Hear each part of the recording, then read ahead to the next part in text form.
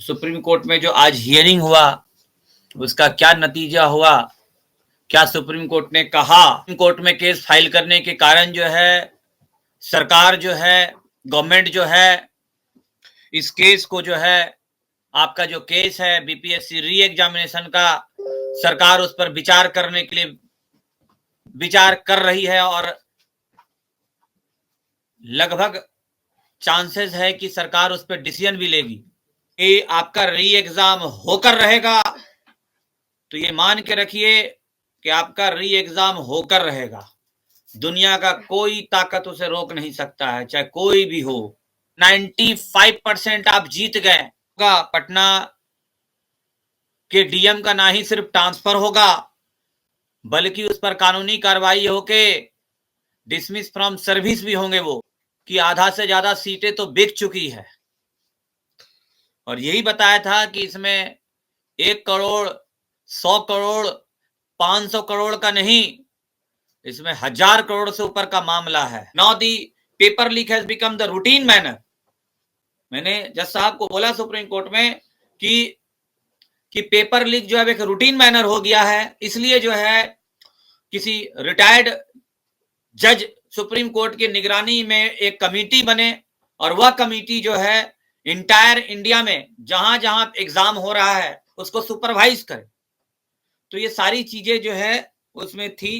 इस मैटर को ले जाने का कितना बड़ा असर हुआ कि अब सरकार जो है घुटने पे आ गई है कि नहीं हम, और आपको मैं बता देता हूं कि यह आपका री एग्जाम होकर रहेगा। कहा क्या कि जज साहब को कि जो ये जेपी गोलंबर के पास जो है जो पुलिस ने लाठी चार्ज किया था, वहां से महज कुछ दूरी पर जो है पटना के चीफ जस्टिस का जो है आवास है, उसके बावजूद भी जो है पटना हाई कोर्ट ने इस पर स्यू मोटो जो है कॉग्निजेंस नहीं लिया।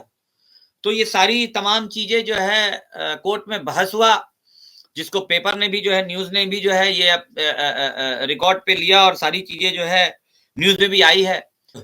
ये तो मैं सरकार से डायरेक्ट टकराया ना, मैं सरकार से मैं डायरेक्ट टकराया। किसके लिए टकराया? आपके लिए टकराया। और मैं आपको बता देता हूं कि सारे नेता वहां पर आकर भाषणबाजी करेंगे, ये लिख लीजिए, आपने देखा भी, आगे भी देखेंगे, लेकिन किसी की हिम्मत नहीं है न्यायालय का दरवाजा खटखटाने का। बता रहा हूं मैं, जो आपके साथ बैठे हुए हैं कुछ शिक्षक भी हैं, वो अब नेतागिरी करने लगे हैं।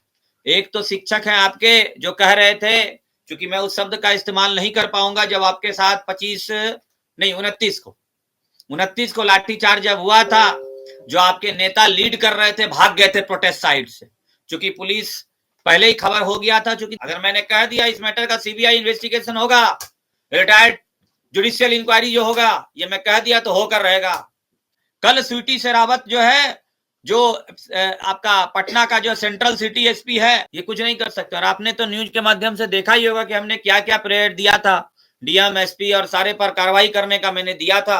और जो नेता कह रहा था कि हम एसपीए को जो है बर्खास्त करवा देंगे, एसपीए पर कार्रवाई करा देंगे, एक कांस्टेबल लेवल का कांस्टेबल, बिहार पुलिस का कांस्टेबल जो है कान के जड़ में लगाया, जिसके कारण आईसीयू में भर्ती हो गया।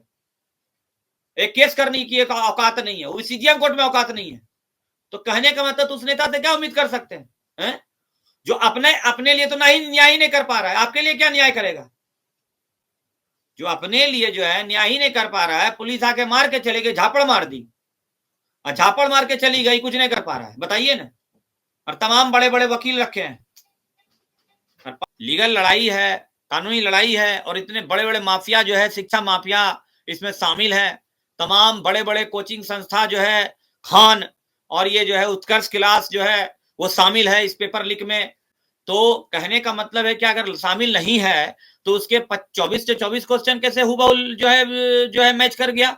अगर शामिल नहीं है तो फिर उत्कर्ष क्लास का 22 क्वेश्चन कैसे सीए हो गया? अगर शामिल नहीं है, कौन, यूपीएससी तो नहीं बुलाती किसी प्राइवेट जो है कोचिंग को मीटिंग करने के लिए, है?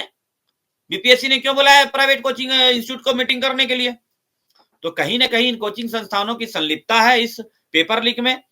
और ये तमाम कोचिंग इंस्टीट्यूट जो है ये एक बिजनेस, एक एजुकेशनल माफिया बन गए, कोचिंग माफिया बन गए, बेलगाम हो चुके हैं, और सरकार को फंडिंग करती है। ये सीधी सी बात है, इलेक्शन के समय जो है पॉलिटिकल पार्टी को फंडिंग करती है, सारे पॉलिटिकल पार्टी को फंडिंग करती है।